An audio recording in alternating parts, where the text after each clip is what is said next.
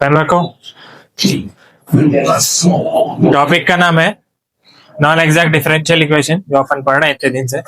Non exact differential equation में अलग अलग टाइप्स है, टाइप 1, टाइप 2, टाइप 3, टाइप 4। तो जो टाइप 2, 3, 4 है वो इंपॉर्टेंट है। तो टाइप 2, टाइप 3 पढ़ लिया अपन, ये लास्ट टाइप है टाइप 4। सबसे पहले तो क्वेश्चन का स्टैंडर्ड फॉर्म देखना है हमने, क्योंकि क्वेश्चन में तो टॉपिक का नाम नहीं रहता। क्वेश्चन देख के अपने को समझना रहता है कि नॉन एग्जैक्ट का हो सकता है, बल्कि ऐसा समझते हैं। स्टैंडर्ड फॉर्म क्या है नॉन एग्जैक्ट डिफरेंशियल इक्वेशन का? M d x plus n d y is equals to 0, ऐसे फॉर्म में रहा क्वेश्चन तो एग्जैक्ट या नॉन एग्जैक्ट रह सकता।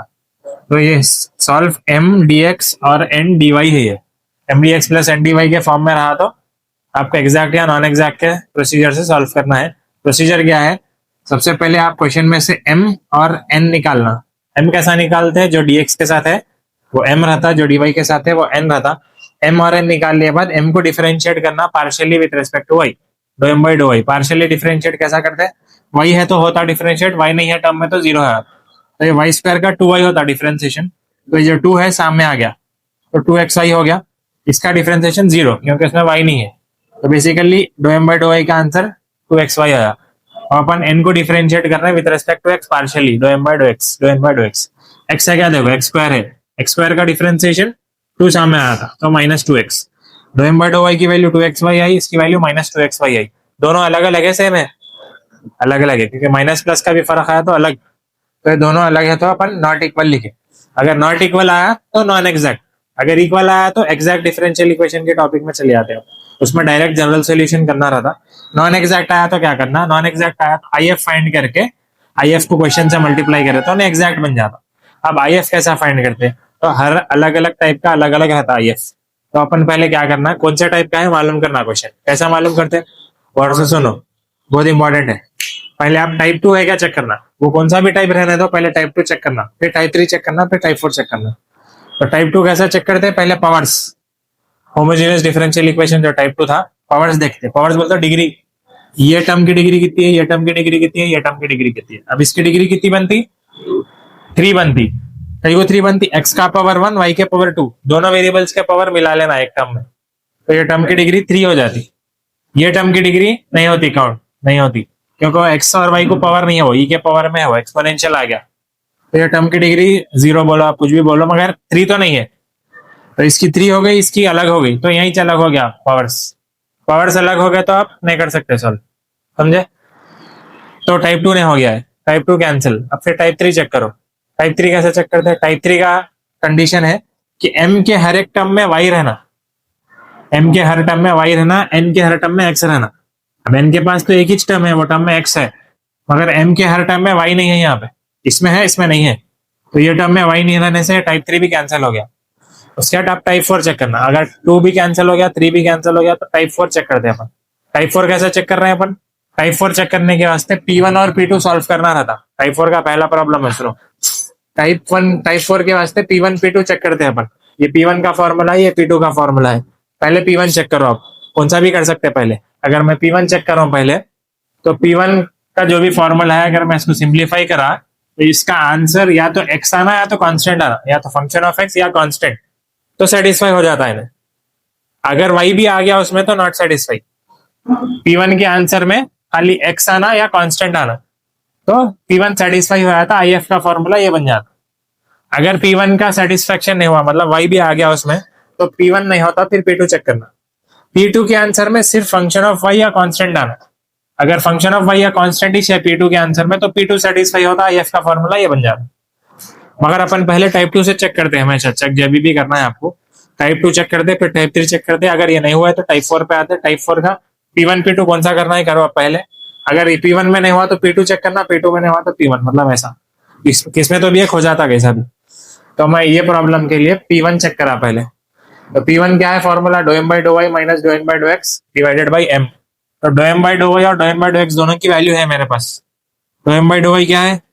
2xy, तो यहाँ पे 2xy डाल दिया। Minus dough n by dough x क्या है? -2xy, तो माइनस ऑफ -2xy आता, डिवाइडेड बाई n। n क्या है? यहाँ है -x²y, तो -x²y सब्स्टिट्यूट कर दिया। अब ये माइनस ऑफ माइनस क्या होता? प्लस, तो 2xy plus 2xy 4xy 4xy लिख दिया divided by minus x square y. Sharif जरा जाके देखो बात कर, माइनस 4xy हुआ, ठीक है। उसके बाद इसमें कैंसिलेशन होता, कैंसिलेशन हुआ तो ये वाई वाई कैंसिल होता, ये एक्स और स्क्वायर कैंसिल होता, बचा क्या 4 बाई माइनस एक्स, माइनस में कहीं भी लिख सकता हूँ तो माइनस 4 बाई एक्स लिखा।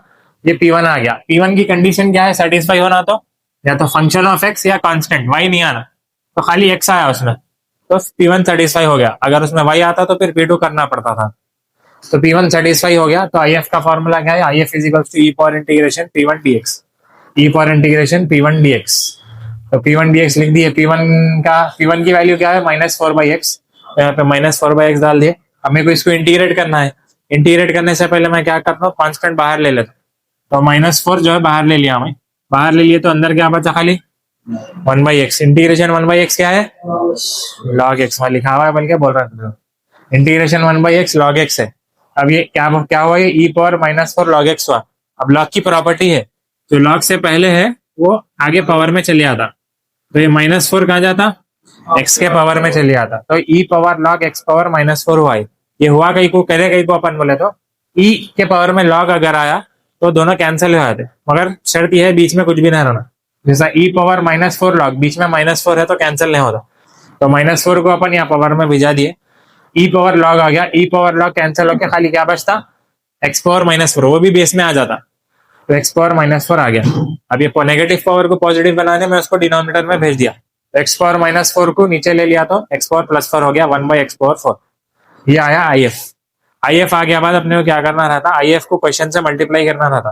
क्वेश्चन क्या है आपका, ये है, मैं इसको इक्वेशन 1 लिख दिया, लिख के मल्टीप्लाई IF विथ इक्वेशन 1 लिखा। तो इसमें जितने टर्म्स है पूरों को 1 बाई एक्स पावर 4 मल्टीप्लाई होता। जब 1 बाई एक्स पावर 4 मल्टीप्लाई होता तो इन्हें ऊपर मल्टीप्लाई होता, एक्स पावर 4 नीचे आता, तो basically x y by x power 4 बनता है इन्हें मल्टीप्लाई करे तो यहाँ। तो ये पूरे तीनों टर्म्स को मैं मल्टीप्लाई कर दिया 1 बाई एक्स पावर 4, तो एक्स वाई स्क्वायर, ये क्वेश्चन है देखो, इसको मल्टीप्लाई कर रहा हूँ, तो by x power 4 by x power 4 by x power 4, पूरों को बाई एक्स पावर 4 आ गया। अब कैंसिलेशन, क्या क्या कैंसिल हो रहा, एक्स और पावर 4 कैंसिल हुआ तो पावर 3 बचता, तो y square by x cube हुआ। यहाँ पे तो कैंसिल नहीं होता, एक्स स्क्वायर और पावर 4 कैंसिल हुआ तो 2, तो वाई बाई एक्स स्क्वायर बचा। ठीक है, डाउट है क्या किसी को?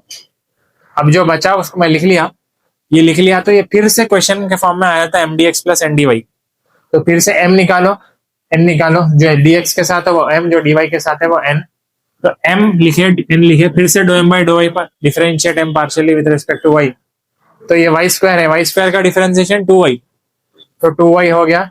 ये डिनोमिनेटर सेम क्योंकि वो x है, अब इसमें y नहीं है तो ये 0 हो गया। अब इसको x से कर रहे हैं अपन, x का है नीचे है, अगर x स्क्वायर ऊपर रहता तो 2x होता था और x स्क्वायर नीचे आ गया, तो यहाँ पे देखो formula D by D x of 1 by x square minus 2 by x cube. आप ये स्टेप के बाद सिंस डाल के लिख लो, ऐसा सिंस डाल के फॉर्मूला डालो। ऐसा है, ये 1 बाई एक्स स्क्वायर को डिफरेंशिएट करे तो माइनस 2 बाई एक्स क्यूब हुआ, minus y as it is है, 1 बाई एक्स स्क्वायर का differentiation minus 2 by x cube होता। अब ये वाई में अंदर मल्टीप्लाई कर दिया तो minus of minus plus 2y by x cube. ठीक है, किसी को डाउट है उसमें? है तो फिर पूछो, मैं डिटेल में पढ़ा दूं। बेसिकली अब ये दो इक्वल हो गए, डो एम बाई डो वाई और डो एन बाई डो एक्स दोनों इक्वल हो गए, लेकिन एग्जैक्ट बन गया। अगर एग्जैक्ट बन गया तो अपन उसको क्या करते, जनरल सोल्यूशन में सब्स्टिट्यूट करते। जनरल सोल्यूशन क्या है, integration m d x plus n d y. Integration m d x plus n d y में ये वाला m सब्स्टिट्यूट करना, ये पुराना वाला नहीं करना है, जो बाद में आया ना एग्जैक्ट वाला उसको करना। तो ये m dx और n dy सब्स्टिट्यूट करते वक्त कंडीशन है जनरल सोल्यूशन में जब भी आप n सब्स्टिट्यूट कर रहे हैं, नेग्लेक्ट x टर्म्स, तो जो भी टर्म में x है वो पूरा टर्म छोड़ देना n में। अब n में है ही शेक के टर्म, वो टर्म में भी x आ रहा, तो ये पूरा टर्म छोड़ देना, तो इसलिए मैं 0 लिखा, कुछ भी नहीं, 0 dy, n dy का 0 dy is equals to c। अब मेरे को इसको इंटीग्रेट करना है विद रिस्पेक्ट टू x, अगर यहाँ पे कुछ आता तो उसको integrate with respect to y करते थे, अब ये तो 0 हो गया।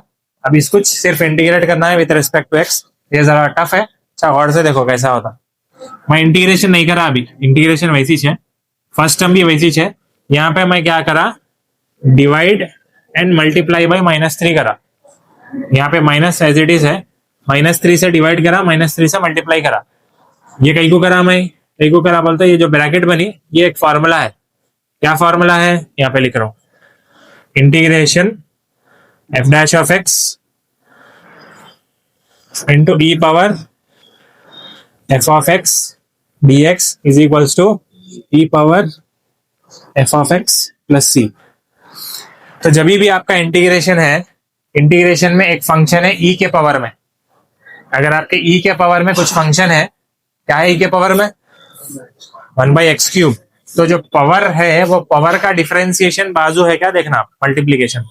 पावर क्या है 1/x³, 1/x³ का डिफरेंशिएशन है क्या देखना है अपने को बाजू, पहले डिफरेंशिएशन है क्या उसका वो मालूम है ना। 1/x पावर का डिफरेंशिएशन, वेरी गुड, 1/x³ का डिफरेंशिएशन -3/x⁴ है। तो जैसा यहाँ पे भी वैसे ये भी डिफरेंशिएशन है, ये भी डिफरेंशिएशन, कैसा हो रहा डिफरेंशिएशन, जो नीचे पावर है वो सेम पावर माइनस के साथ एक पावर बढ़ा दिया अपन, वैसे 1/x³ का भी -3/x⁴ हुआ। तो ई के पावर में 1/x³ है, 1/x³ का डिफरेंशिएशन बाजू है क्या चेक करना है अपने को। तो 1/x³ तो x⁴ तो है, -3 मिसिंग है, यहाँ बाई x⁴ तो है लेकिन -3 मिसिंग है। तो मैं क्या करा, मल्टीप्लाई एंड डिवाइड बाय -3 करा। तो जब जाके ये जो ब्रैकेट दिख रही है आपको, वो ब्रैकेट ये फॉर्म में आई। ये फॉर्म क्या है, ई के पावर में जो फंक्शन है उसका डिफरेंशिएशन बाजू रहना। ई के पावर में अगर एफ ऑफ एक्स है तो इसका differentiation F dash of x रहना बाजू। ई के पावर में 1/x³ है, 1/x³ का -3/x⁴ डिफरेंशिएशन आ गया वहां, तो जाके इसका इंटीग्रेशन क्या होता, ई पावर एफ ऑफ एक्स। तो इसका इंटीग्रेशन ये ब्रैकेट का खाली ई पावर एफ ऑफ एक्स होता, ई पावर एफ ऑफ एक्स, ये 1/3 सेम लिखा मैं माइनस माइनस प्लस करके। इसका इंटीग्रेशन ये फॉर्मूले से आया। इसका इंटीग्रेशन कैसा आया, ये अलग है, ये अलग है टर्म। तो ये टर्म का जब मैं इंटीग्रेट कर रहा हूँ, एक्स से कर रहा हूँ ना मैं, y² तो सेम रहता, y² सेम रहता, 1/x³ का इंटीग्रेशन देखो, इंटीग्रेशन 1/x³ नहीं, लॉग नहीं आता, लॉग जब आता जब खाली 1/x रहता, अगर x का पावर बढ़ गया तो फिर लॉग में डाल सकते हो। तो 1/x³ का डिफरेंट इंटीग्रेशन 1/3 नहीं 2x⁴ माइनस में, हाँ माइनस आता, x पावर -3 है ना, हाँ माइनस आता, 1/-2x² आता। अगर ये कैसा आया समझ में नहीं आया आपको, एक बार मैं एक्सप्लेन कर देता हूँ कैसा करना। कभी भी अगर 1 का इंटीग्रेशन डिफरेंशिएशन कुछ भी आया समझो, जैसा कि 1/x² है, ये यहाँ सॉरी 1/x³ का कर रहे हैं ना अपन, ऊपर लेके करना, ये y² तो सेम रहेगा, y² सेम है यहाँ पे, 1/x³ का integration with respect to x कर रहे हैं अपन। तो इंटीग्रेशन करने से पहले क्या करो, इसको ऊपर ले लो, ऊपर ले लेते हैं क्या बन जाता है, x⁻³ बन जाता। अब x⁻n का इंटीग्रेशन का फॉर्मूला क्या है, x⁻n का इंटीग्रेशन x⁻n